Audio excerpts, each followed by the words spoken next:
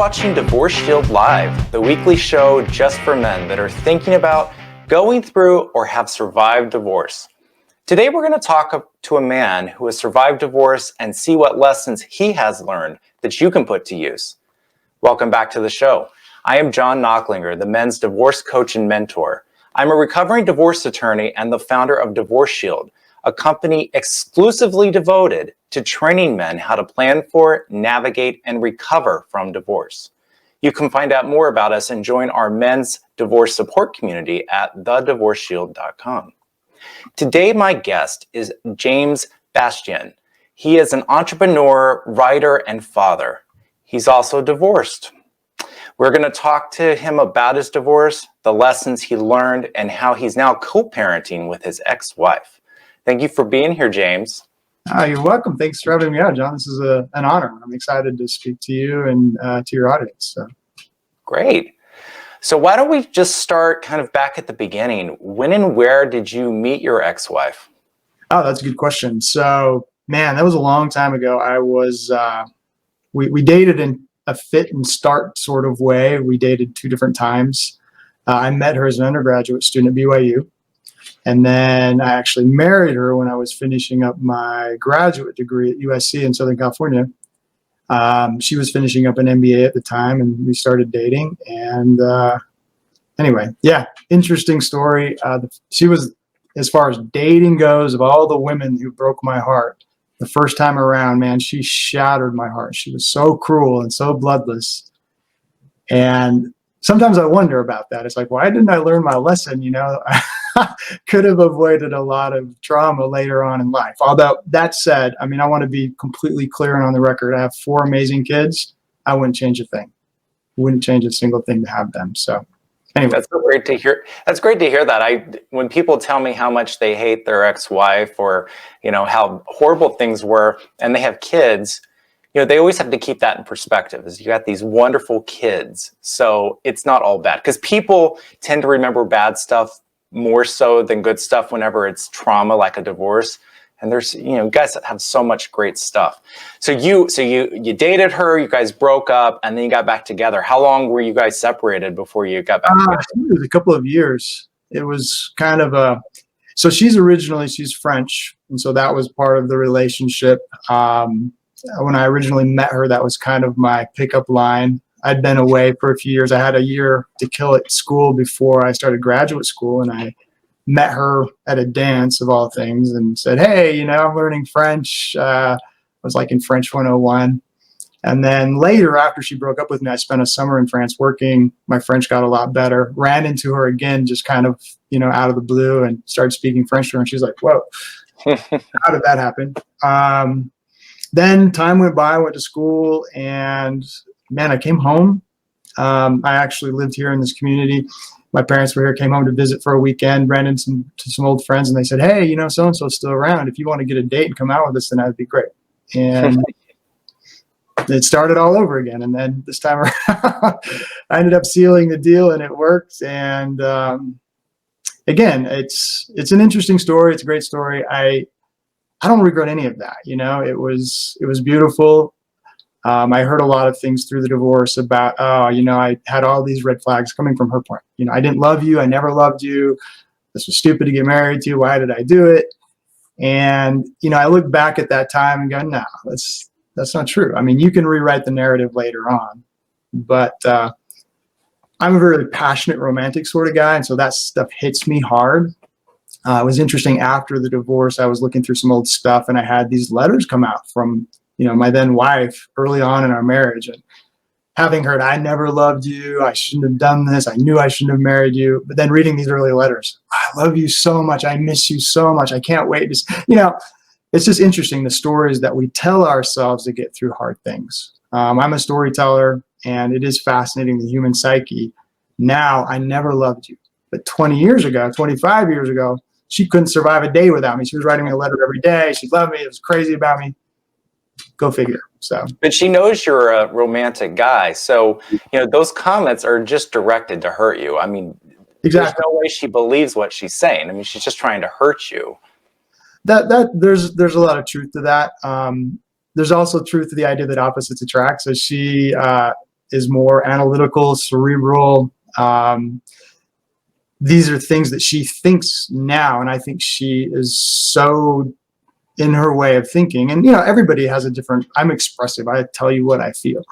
And in her head, she thinks it out. And so once she thinks, okay, the way I remember it now is I never loved him. That's the way it is, So she will go to her deathbed probably believing that. And I could show her, hey, well, you wrote these letters. Look at this. Not that it matters at this point. It is part of, I think, the healing process to hear all of these things. And that, I think, was very devastating in my divorce, to have attorneys guiding her in what to say, family members guiding her in what to say, knowing where my soft underbelly is, and just leveraging the heck out of things like that. Like the kids hate you. The kids will never live with you. Now, all the evidence around me in my world said that's not true. I've invested so heavily in my kids. I have a great relationship with my kids. But she would say, no, they hate you. They're never going to live with you. And so you hear that and you're like, I don't know if I believe that. And I would come back to her probably saying something like that. I don't believe you. And of course she would respond to that saying, well, I've lived with you for 20 whatever years. I know you better than anybody else, and I know them better than anybody else. So what I'm saying is the truth, and you need to believe it. And I started to. And that made the divorce exceptionally painful. So how old were you when you got married? 27, 28, something like that. So my late 20s. Did you already have a career started? I was just finishing graduate school, but I was working at Paramount at the time, working in the entertainment industry, getting ready to, we actually ended up moving to Paris right after we got married, and I was a guest scholar there, started working in the entertainment industry there as well. So things were moving pretty quickly. I was producing events in Los Angeles as well.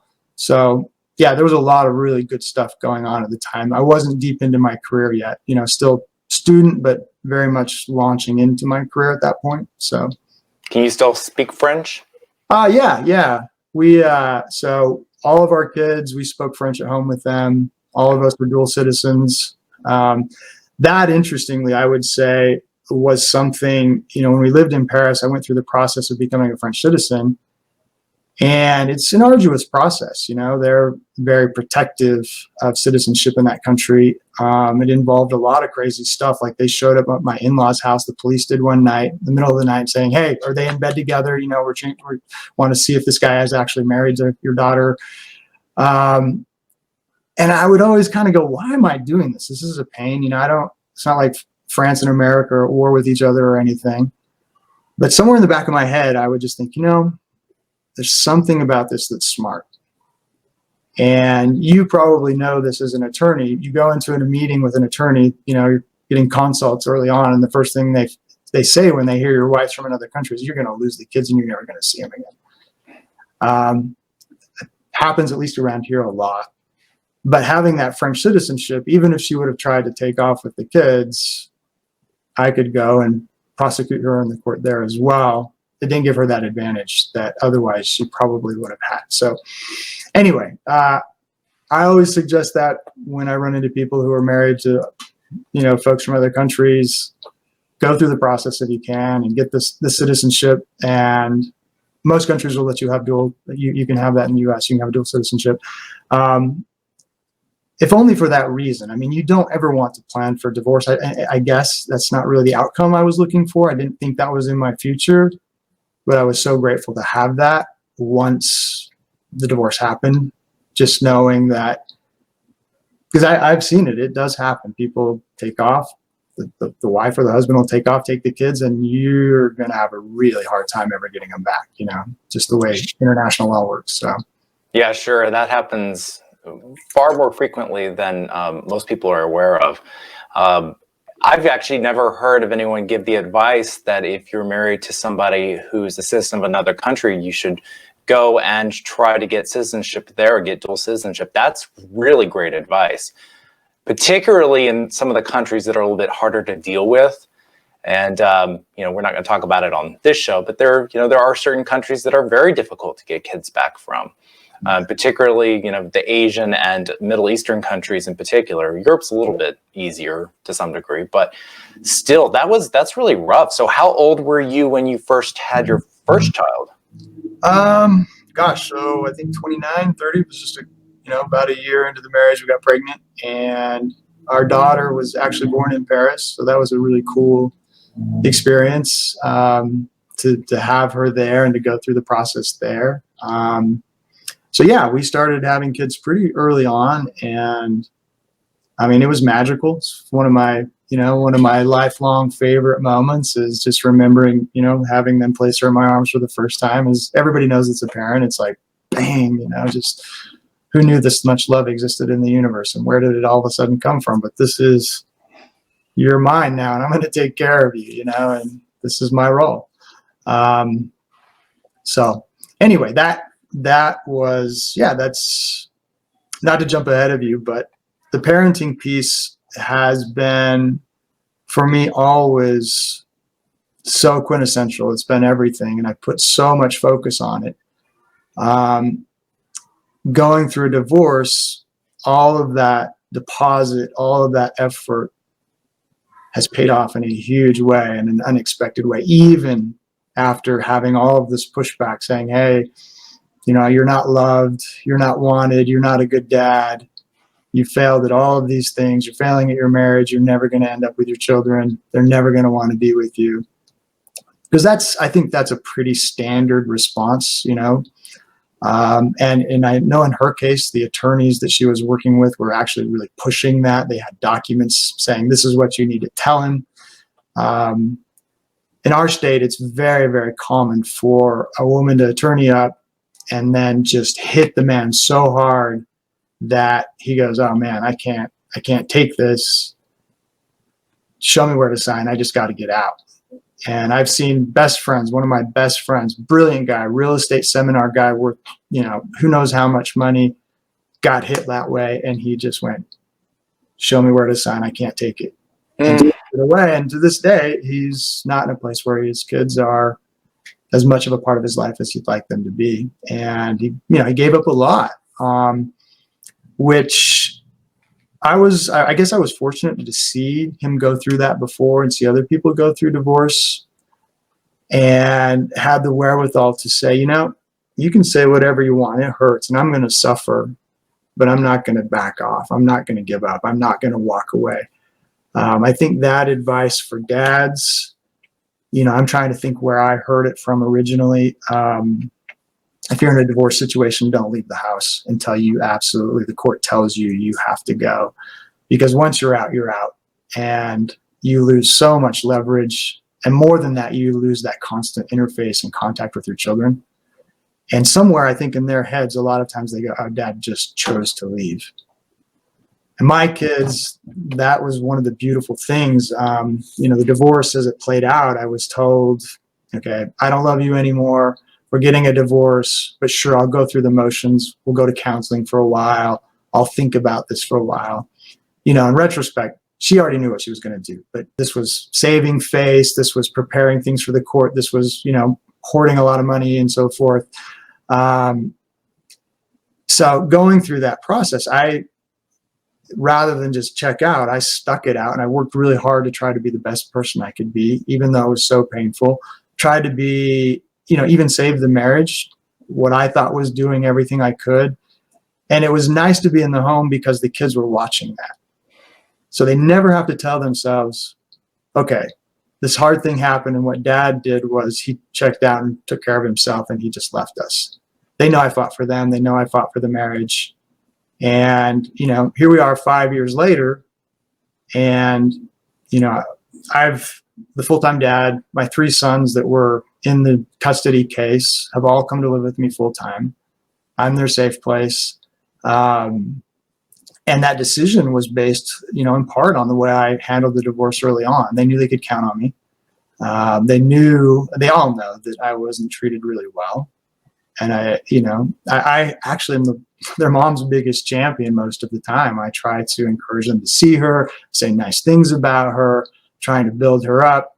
A lot of compassion. Hey, I know mom's hard. Trust me, I've been there, but she means well. She loves you. And in truth, I don't really have to say that. A lot of people would say, you have no reason to say that. You should say everything but those things. But I found that if you want your kids to love you and trust you, they're 50% her. And if you badmouth her, they're going to take that as somewhere inside. It's like, well, I'm half her, and maybe that means I'm a bad person too. You just build, just love. And man, I've had them. They gravitate to me, which has been beautiful and amazing and reaffirming. It also comes, its own set of challenges though too, to have, kids living with you full time. How do you manage your time? How do you date? How do you afford to feed them all? How do you, structure your life in such a way to be a single full-time parent? It's pretty intense. So wow, there's a lot to unpack there that you just went through. I will say that advice about not leaving the house until you have an agreement with regard to the kids is so important. I mean, it is the number one piece of advice any man should take to heart. Doesn't matter how difficult it is, doesn't matter how much, stress you're under because of the constant fighting or whatever else is going on in your house. Remind yourself of your children. And once you do leave, I think you hit the nail on the head. Most guys will look at it from the standpoint of the law and what's going to happen with me legally. But I think that you just pinpointed what I think is the more important thing, which is, what are your kids seeing? What are they seeing? If you're leaving the house, they might, like you just pointed out, think that you're leaving, that you're the one that's breaking up the marriage, and then they'll have more resentfulness towards you. I do think that speaking as positive as possible about the other parent is so important. Not only because that is good for you and good for your own mental health and your own mindset, but really, as you just have shown everybody, when you do that with your kids, as they age and as they get older, they will gravitate to you because of the positiveness. No one wants to hear their mother or father just talk crap about the other parent all the time. No child wants to do that. So how many children do you have?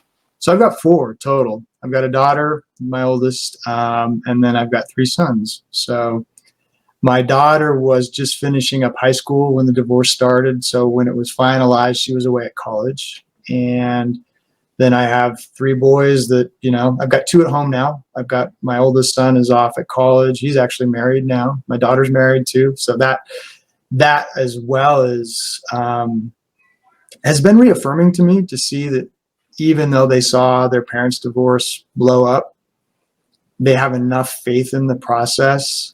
They see that there's still goodness. They risked it. They found really incredible people to marry. I mean, typically I have 6 kids because I count my 2 in-law kids as my children as well. I mean, they totally love them the same way. Everything's equal. So yeah, I mean, my life has been really, really richly blessed, even after this divorce. And the divorce was, I mean, man, all the guys out there that are going through this right now, I don't envy you. It's hard. It really, really is hard. It's something that you don't want, you don't ask for, but it happens to you. And I guess the bottom line with it is you do have a choice, though, is you get to choose. How are you going to come through this? Are you going to come through it bitter? Are you going to come through it just surviving by the skin of your teeth? Or are you going to look at it as an opportunity and go, you know what?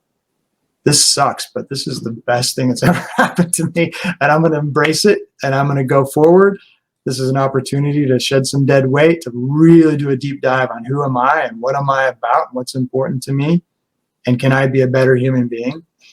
And I think if you do that, it is a beautiful thing. It's a hard thing, but it can be reframed to be actually a really beautiful opportunity. So I think those comments are just wonderful, James. A lot of men, when they've been married for a while and they have a bunch of kids and they're, working, they'll lose sight of being happy. They'll lose sight of direction. They'll lose sight about their why. Why am I here? What is my purpose in life? They'll lose sight of that. And so the divorce is so much harder for them because they don't know what they're going to do now. Like, what am I going to do now? Because they haven't thought about themselves. And I think that you're absolutely right. When you get divorced, it's an opportunity for you to self-reflect, for you to think about what makes you happy, what you wanted to do in life, where you want to travel, where are those places you wanted to go that your wife never wanted to go, or whatever. I cannot agree with you more. And just if you always take something negative and try to find positive out of it, not just divorce, but anything in life, you're going to have a much happier life anyway, right? Yeah. Yeah. So I wanted to ask you about your religion and how it impacted your marriage. So you're Mormon. Yeah. And so how did that, let's start with, how did that impact you getting married and having children? Well, I would say, you culturally, marriage is a very important part of what we believe. And it's something that we take very seriously. We tend to look at it not just as a lifetime commitment, but as an eternal commitment. Like, this is the person you're going to be with for a really long time.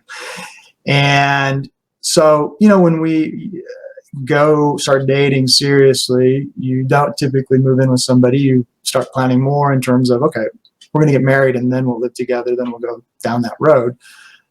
So that tends to put, a certain direction on dating that is maybe not so common. It used to be, I think, the standard, but now in the world, it's not as common. Maybe that's some pressure. There's probably some truth to that. Although, I don't know. I think the jury's still out. And in some ways, I know some very wise people that will say, man, I've been around and I've seen marriages come and go. I've seen so many blow up. The ones I think are the best are the ones where kids get married young, kind of like my kids are pretty young. You just figure each other out as you're going along, and then nothing rattles you. Whereas if you come to it a little later, sometimes you're pretty developed. And this person's pretty developed. You have stuff that's just pulling you together, but you really don't know what hard things are going to come along still. And when the hard things come along, those differences can get you to shift out of it pretty quickly. So I don't know. I guess I would champion that still. I still want to get remarried. I'm, working on that. If you would have told me 5 years ago that I would be remarried by this point, I would have thought you were crazy. But man, it's been a harder road than I thought it would be. As far as having kids go, I don't know that family is a big part of our culture. I won't lie. That is a big deal. I have 4 siblings, the 5 kids in my family. My family is still incredibly close. The woman I married, her family was converted to the Mormon faith. She comes from a big family. They're a very French Catholic family before, which, they also had huge families. She had 5 siblings. So having children was just kind of a no-brainer. That's what our experience was, and that's what we were planning to do. And so, yeah, we got started. It was pretty amazing. I found out she was very, we thought, okay, we'll be married for a year, then we'll just kind of see about having kids. No rush. Maybe it'll happen, maybe it won't. And I'll never forget, we tried one time, first bang. It was like, oh, wow, she's pregnant. Here we go. I guess that's what's supposed to happen, So anyway, more than you wanted to know, but No, that's great. Well, let's go to the end of it, to the divorce. How did your religion sort of impact your divorce? Oh, that's a good question. So I think it, from a religious point of view, spiritual point of view, it's intense because you have believed that this thing was something that would outlast just lifetime and kind of mortal existence, but continue on. And when that is severed, we have a belief that families are an eternal thing, that, my kids will always be my kids. Now, it's not going to be me, up in the afterlife with a bunch of little kids. They'll all be adults and they'll have their stuff, but those connections are important and they remain. And I'm assuming that most people believe that otherwise anyways, that your kids are always going to be a part of your existence wherever it turns out you go or what you perceive as the afterlife being. But in our faith, it's really a pretty profound a doctrine and something that a lot of people gravitate to. It's something you grow up believing that, hey, I'm building this for the long run. And so when it's severed, it really takes a huge toll on you. I mean, it's like, wow, okay, well, what does this mean for my future? Does this mean that my kids aren't going to be a part of that? Does this mean this person that I was with? So, okay, I'm not going to have that anymore. What do I do? What does it look like now? So that was pretty heavy, really. I mean, a lot of uncertainty, a lot of pain associated with that. So just the spiritual aspect of it. Then culturally, one of the first people you reach out to, and I'm assuming this is true of most people that are, religious of any, or, you don't have to necessarily be religious, but you have a support group that's a cultural support group. You usually reach out to somebody in that group, say, okay, this is happening. We need help. Can you help us? So I reached out to a religious leader and, talked to him. Turns out he's an attorney, does divorces, great guy. He got us into counseling. Anyway, I mean, those are pretty standard steps, but where it becomes tricky is the group, I guess, our support group was a shared support group through, our faith, our religion, the people we go to church with or whatever. And again, I think this is probably pretty standard for most people. Once it becomes known that you're getting a divorce, people are kind of put in this position, well, who do we choose? Who do we support? And I would say in our particular religion there, it's very traditional. Typically the first thought is, or the first question is, oh man, they're getting divorced. So what did he do? Have an affair? What did he do? Beat her up? What happens? And so that's something that, I confronted. I would say the people that were in kind of our community at that time that were good friends didn't feel that way. But, some of the older people, some of them, like I have neighbors across the street, still to this day, when I'm taking my youngest son over to my old house, he'll come out every so often. He looks at me like I've got the plague, like it's just whatever he's assumed. And it's not true, but he's got this narrative in his head, and that's hard. It's like, gosh, this is a guy that I used to help, and he'd borrow tools and I'd borrow tools. And now he looks at me like I'm just this monster based on, whatever he's heard and whatever cultural things he's processed to think, okay, well, it's always the guy's fault, which, as you know, that is not true. In fact, as we were talking before, the statistic I think that struck me this week is that in divorces, if your spouse is college educated, 90% of the time it's her that's choosing the divorce. So, or roughly that's what experts are trying to kind of ferret it out, but it's as much as that high. And most often, there's a lot of reasons for that. Sure, maybe the guy screws up, but sometimes it's just selfishness. It's boredom. It's feeling that the commitment's not there. I don't know. There are a lot of reasons, but that was hard. In my case, was to confront a lot of people that I cared about and to look them in the eyes and feel like, man, they had made a judgment about me that wasn't true and wasn't merited. Now, that said, that's the beautiful thing about my relationship with my kids, and also just choosing to embrace this and move on. You get beyond that. And I actually, it is funny. I do relish pulling up to that old house and seeing that guy out there, and I'll wave at him. Hey, how's it going? I'm doing great. Just to kind of say, no, you're wrong. Yeah, this is not me. You don't know me. And if that's what you choose to believe, I'm sorry. That's too bad. So anyway, I don't know if that answers your question, John. Oh yeah, I mean, it really does. I mean, there definitely seems like there is some we'll say shame and other difficulties that happen whenever you get divorced, particularly if you're very religious, and because most religions don't condone divorce. Most of them really don't want you to ever get divorced because, like you pointed out, that defeats the whole purpose of what marriage is really about in the first place. So let's go back to sort of why you got divorced. Who made the decision to get divorced, and how did that person communicate it to the other person that everything had happened? Well, so yeah, it was my former spouse who made that decision. And, in retrospect, it was a decision that had been made probably 3 years before. As I got into the thick of looking at the finances and the paperwork, and you kind of go into private eye mode sometimes, trying to figure out how to save your bacon and counter all of these things. A lot of preparation had been made over a number of years to make the divorce, or ensure that the divorce would be advantageous for her. And so she made that choice. The way it was communicated was, I'll never forget, it was my birthday. I'd been away at a soccer tournament with one of my oldest son. And during that time, a few days away, I got this email from her. And it was just the weirdest email I'd ever received from her. She was pretty blunt, pretty demanding. She'd been really demanding a lot of things over the previous months. I need this much money and I need it right now. But it was just a funny email. She was asking for $12,000. And it was like, I need it in the bank account tonight.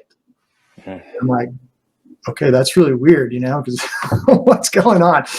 Just something about the tone really threw me. And I remember not sleeping that night, not knowing how to respond to her, kind of feeling like, man, this is a different tone than I've ever heard from her before. Got home, it was my birthday. And, I think we got home kind of late that day. Remember just going up, being in bed, kind of getting to bed early, thinking, okay, well, it's my birthday, this is going to be a good night. Everything else is going on, but at least there'll be that. And she kind of came out and she sat in the bed. She just sat up next to me and just sat there. And I'm like, okay, what's going on? And it seems like it happened pretty quickly. I don't remember the whole buildup, but what I do remember, and I'll never forget it, is she looked at me and she said, I don't love you anymore. It's like, okay, whew, all right, well, what does that mean? I don't love you anymore. Okay, well, does that mean you want to get divorced? What does that mean? And she said, I think so. I don't know yet, but I think so. And it started there. You kind of go into denial. I'm like, I remember sleeping on the couch downstairs that night, just thinking, wait, this seems serious. I've heard lots of stuff. Our marriage had been characterized by lots of back and forth. There have been some really hard times, but some good times.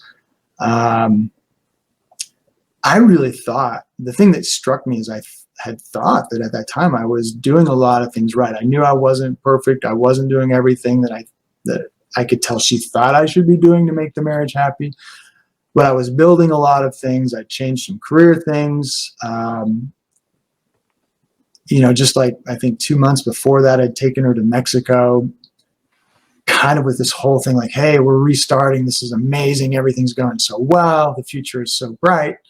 We're going to be so happy. And, having her be really kind of cold and then kind of leaning into me during that trip and feeling like, okay, yeah, we're making progress. We're getting this back on track. Everything's great. Only to have that happen a few months later, it was shocking. It took me a minute to really kind of go, okay, this is happening. This is really happening. It was a surprise, and very, very painful. I'm sure a lot of, your audience, they feel this and have felt this. It's an intense situation to go through, really intense. Yeah, I want to talk a little bit about what you found out about her planning in a second. But yeah. How many years had you been married whenever this conversation happened? So it was right around 20 years. I think it was 21 by the time the divorce was finalized.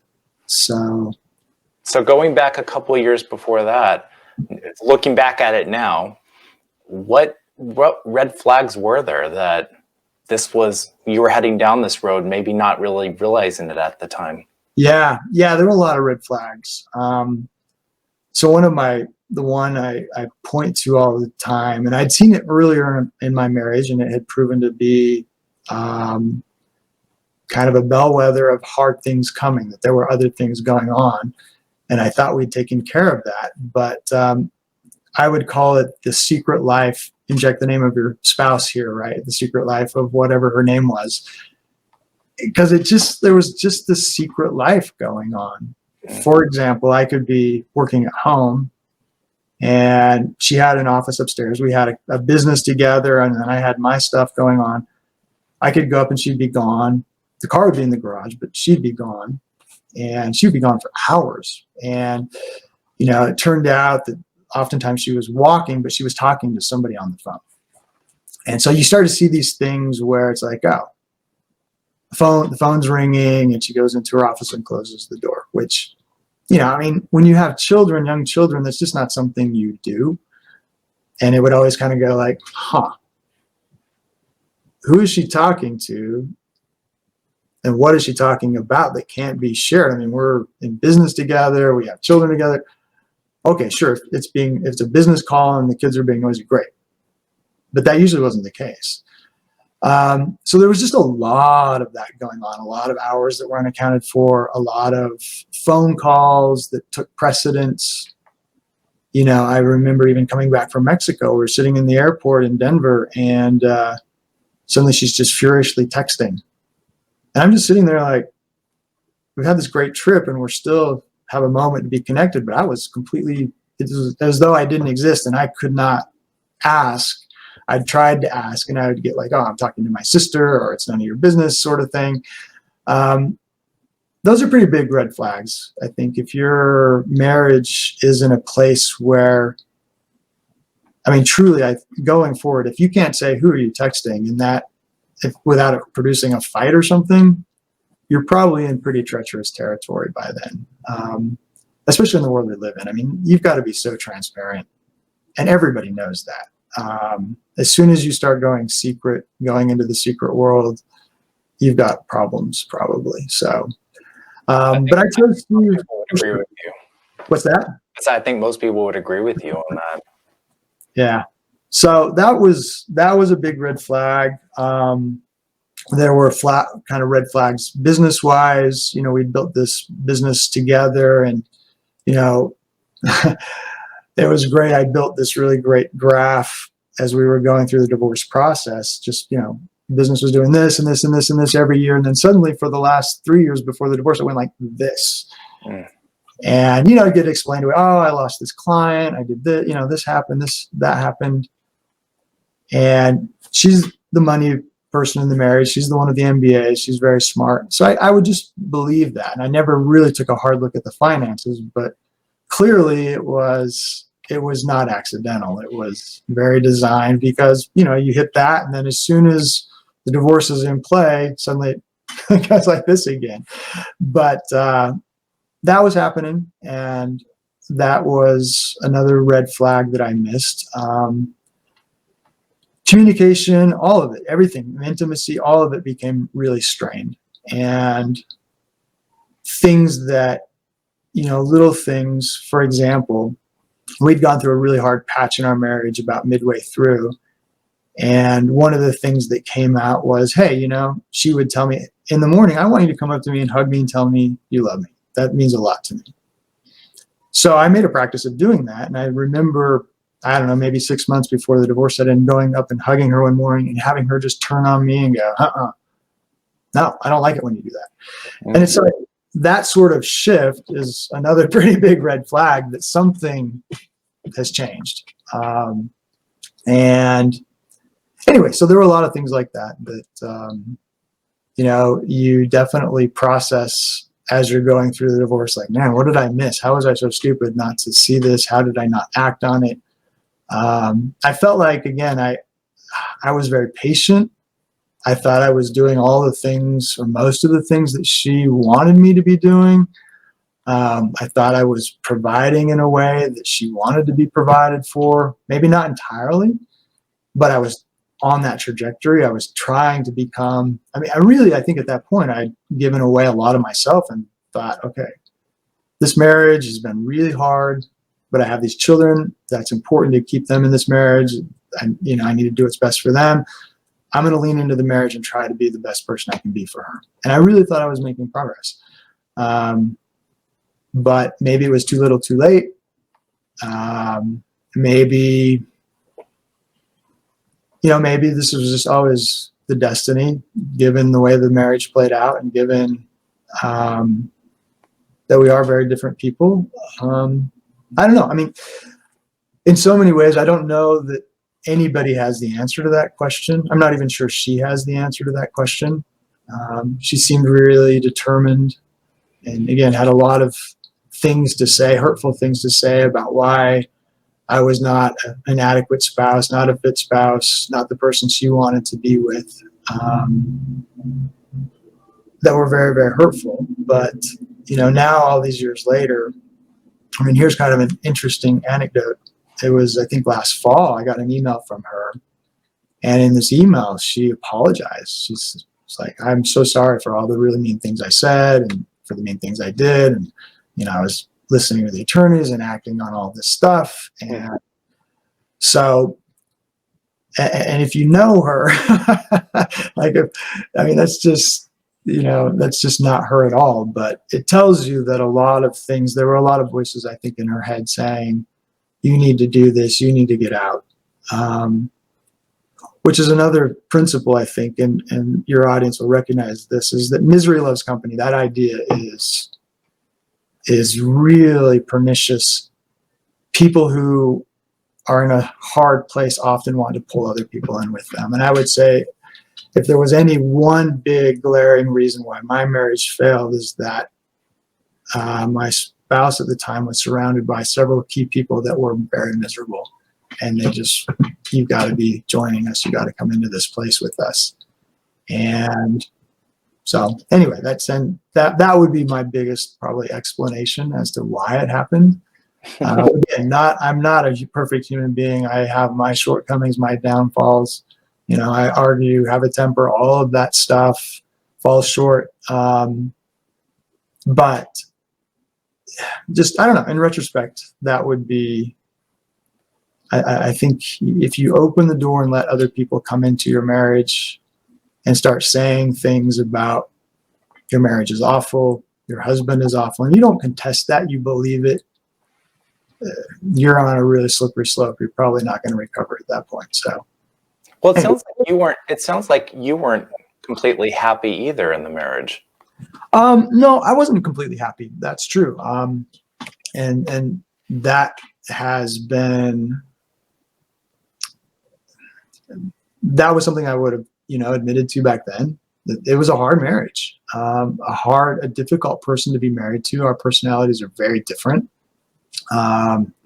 She was rarely emotionally available. She wasn't super supportive of the things that I wanted to do and the things I was passionate about.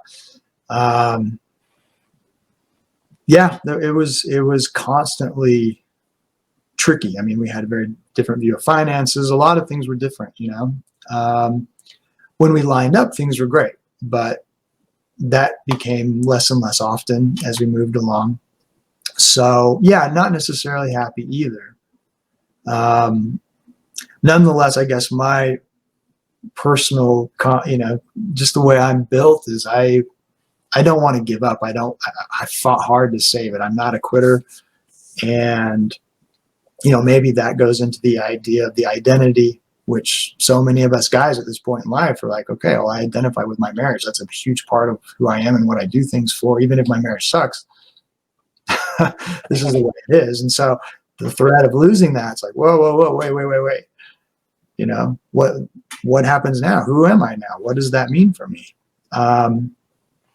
Nonetheless, so at this point, having processed it, I am grateful. And it's like, wow, I don't have to wake up in that world anymore. I don't have to, answer for every little thing. Hey, I'm going to take the kids to dinner. Great. I would have had to answer for that probably early on, in my marriage. Or we're going to go on a trip, or we're going to hang out this weekend. We're going to do this. We're going to do that. Live more spontaneously, which is kind of my style. I would have always had to answer for that and faced pushback. And it's like, I don't have that anymore. This is great. My parenting style can be more fluid, more free. It's not, doesn't have to be tempered or filtered by somebody else. And then just in terms of life, I mean, I can pursue the things I want to pursue and find joy in that. And then, ultimately when you start dating again, you do find that, wow, like I'll never forget the first date I went on, sitting there in a restaurant and having a woman just like kind of get really close to me, like, hey, wanting to be there. And I was like, whoa, I haven't felt this for so many years. Like, you think I'm attractive? You think I'm interesting? Just to have that rekindled, to figure out that you're interesting as a human being and you're not so bad as you've been hearing you were, that's powerful. So anyway, to get that back has been really beautiful and an exciting, meaningful part of the process for sure. Yeah, I think a lot of guys, whenever you start getting back out and you have that experience that you just described, you realize just how unhappy you were in your marriage. Yeah. And, we all Monday morning quarterback. I know a lot of guys don't want to quit on their marriage, but I also think a lot of guys forget that they're entitled to be happy. That's not something only women are entitled to be. Men are entitled to be happy too. And I think, divorce is never a one-way street, ever. It's two people that both persons in the marriage are doing something wrong. Yeah. Not move it forward. A lot of times you'll hear a woman say, well, my husband cheated on me, that's why I'm getting divorced. That might be the straw that broke the camel's back, but there's a whole lot more to unpack there than just an affair that happened. So she tells you she wants a divorce. Now, tell me a little bit about the legal process you went through. You've kind of insinuated that it wasn't very pleasant already. So tell me a little bit about the legal process that you went through with her. Yeah, it was pretty intense. So, right out of the gate, I was in denial, and there was some, as far as she was concerned, we went into counseling, and pretty quickly it became evident that the whole point of counseling for her was to get me diagnosed with some kind of, personality disorder or whatever. There was a whole agenda in the way she was approaching things. She was, she had attorneys. I would find she'd been working with attorneys for 3 years leading up to the divorce. So she knew what she was doing and she was drawing this along. But it took me a while to get an attorney and to figure out what to do about that. And I actually have a brother who's a divorce attorney in another state. And I was talking to him and working for him. So I had working with him, and I had that advantage. Even then, it took a while to finally get somebody. And of course, she had, enlisted the attorney that in our community is known as, the man crusher, the one woman that just none of the other attorneys can stand up to. She's the gun you go to if you want to really just ruin your ex-husband. So that's who she was using. And I had a hard time actually finding attorneys that wanted to stand up to her. That's what the reputation of this other attorney is. So I called around. I actually really somehow lucked out. I got through to this older attorney. I was his second to last case. He'd been in law for 30 years, and he was known as the one guy that could stand up to this other attorney. And he's like, well, I'm just getting ready to retire. I don't want to take on a big messy case like yours, but I have a junior attorney here. I'm going to let you, if you want to work with him, great. And then I'll just kind of be a supervisor and mentor you along. And that worked out to be a really great combination. So it was about 6 months after the kind of revelation that we were getting divorced that things heated up. And we got into all of the nasty back and forth of filing for divorce, the responses, all of that stuff. And it was intense. There was a lot of communication that went on. Most of it was very, very hurtful, just documents containing, I'll never forget it. I'm a writer, and I did a lot of the writing and response. And I feel like that's all I did for 6 months was just try to respond And, I don't know how things are in your state, but in this state, they've just done a paperwork reduction act. So, I could write 200 pages in response to, well, he did this and he said this and this happened and that happened. But you got to condense it down to 10 pages to deliver it to the court. Otherwise, you're going to get, dinged for delivering an oversized document. And it was intense. I mean, just so much stuff. Again, so much preparation had gone into her end of things. She'd prepared a lot of the filings, a lot of the motions, a lot of the kind of incriminating stuff already. And so to face that and have to respond to it was, I mean, again, I don't envy anybody that's going through this right now. I know a couple of people that are, I'm coaching some people that are, and it's intense. It really, really is intense to have to respond to those things with the uncertainty of, if I don't respond, if I just lay down, I'm going to get steamrollered here and lose everything. And yet the fight is so painful. It's just so exhausting and overwhelming. That's why so many men give up. That's why so many men just, give in, and whatever their wives want, they just give in because they don't want to go through this whole fight. I think you've pointed out a bunch of really good things about the process, which is, there is always a better way to get divorced rather than go down the route you did where you're in court fighting all the time. But your wife, and now ex-wife, she chose the path. She wanted to have this fight with you, which is even more egregious than just getting divorced. She chose this. And I want people to always think about that. Whenever your spouse chooses to go down the court route as opposed to the mediation route and other routes that you can go down, they've made a conscious decision that they want to drag you through this. So it's not just ending the marriage. It's they want to hurt you. They want to punish you. And just always keep that in mind, because everyone makes a decision when they get divorced. Yeah. When did you realize that that she wasn't going to play nice? I mean, that first night when she was sitting on the bed, it didn't sound like it really probably dawned on you then. How long after that point did you realize she's going scorched earth on you? Yeah, that's a really good question. And I was just thinking as you were explaining about the decision part. So, we get 6 months in, I'm just trying everything I can. I'm going to counseling. I'm embracing everything she's telling me. Okay, sure. I'm going to be better at this, do that. And yet it was like, so what do you know if we're getting divorced yet or not? She did know, but she was just milking it along for a lot of reasons. I mean, there was a lot of money going, from here, ending up in France, whatever. There was just a lot happening. And anyway, it finally came down to, we took a drive one day and it was like, okay, this looks like this is going to happen.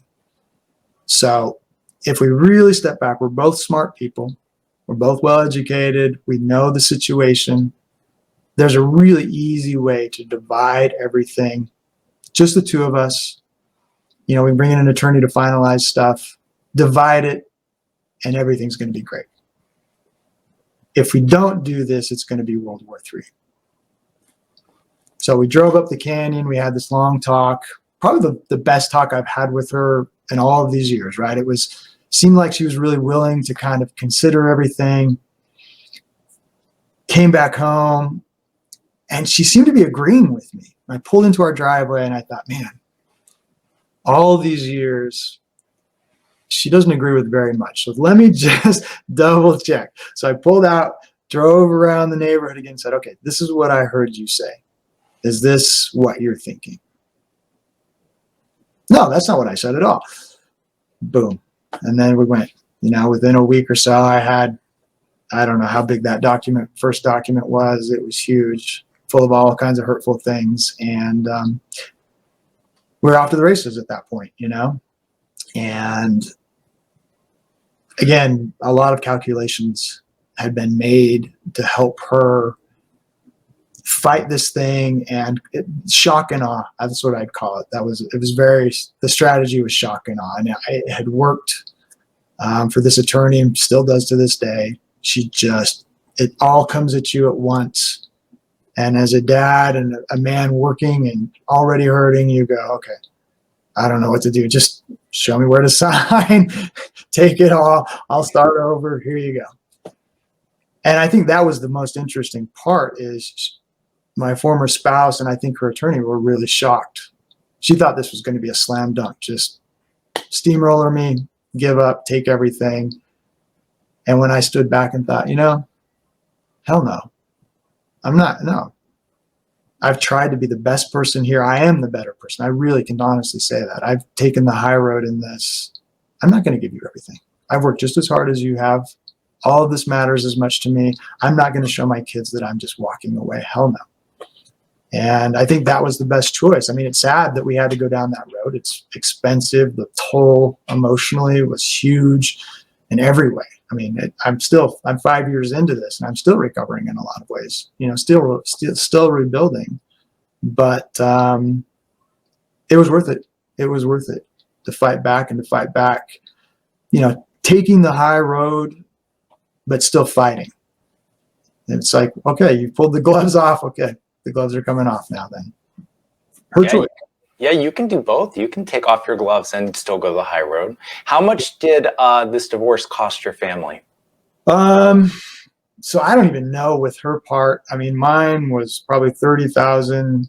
The first part, we've been back several times. So we've been back. We had the settlement, then we went back over real estate. Then we went back over all the custody stuff because here I am with my kids full time, paying her child support. Mm-hmm. Which didn't make any sense. And that took a lot of years to work through. I'm renting my children from her, but it's overall, I don't know. Every time you go back, it's, $5 or $7 grand more. And then I don't know what her part of it was. I think more than even just the upfront cost is the opportunity cost, the time cost, the life cost. But again, you can choose to look at this as, okay, I'm making an investment in my future. And I'm going to start from really low. I've been, it's like boot camp. You've been knocked down. You're just as low as you can go. Been demoralized. And that's the place you start to rebuild. And you become a better human from there if you embrace the opportunity. So it was expensive. It was painful. But it has been, by and large, it's been a really beautiful process, a really empowering thing to go through. And, each day I have to choose to be grateful for this, have to choose to embrace the opportunity to look around and go, man, okay, this is cool. I'm not with her anymore. I have to embrace, I'm with this person now, and I have to choose, okay, this is great. Sometimes it's not so great. What does the future look like, right? I have to embrace that and believing that it's better. It is. And I can honestly say that it is. It's been better. I mean, my relationship with my kids is amazing. So many things about my life are, I can't even really kind of mentally, and I have a good imagination as a writer, I can't even mentally think of what it would be like to still be in that marriage right now. It would just be like, so hard. So hard. Well, I think that is a great thing for guys to hear, everything you just said. No matter how bad it is, you can look back and think, I'm glad it happened because now I'm happier. Now I've got a better life. And your relationship with your kids is great. You're showing your kids, that if you're not in a great marriage, it's not the end of the world to move on. I mean, that's something that a lot of people are scared of showing their children, but you don't want your kids to be unhappy.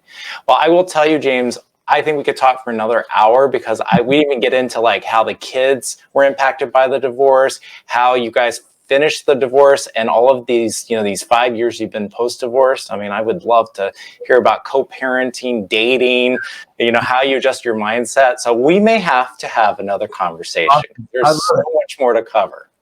Well, if I can be helpful, I mean, really, I would love to. I just want to encourage all the guys out there that are going through this. Hold on, take the high road, fight. Follow your attorney if you're in that process. Listen to good counsel. Do what you're supposed to. Stay up late writing, responding. Go do the dirty work, the hard work now, because it will pay off later. You won't regret it. You really won't.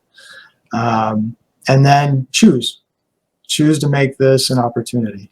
This is beautiful. I mean, seriously, that, you have your first girlfriend after a divorce, and you cuddle up to her, and it's like, oh, wow, this was totally worth it, right? Like, this is the healing part. So it's all coming. It's all there. You just have to believe and be grateful and lean into it. So wonderful, James. Well, thank you so much for being here. I think a lot of guys are going to take away a lot of really great things from what you just said. well, I hope so. Thank you so much, John. Thanks for having me on. It's been my pleasure. Wonderful. We'll see everyone next time.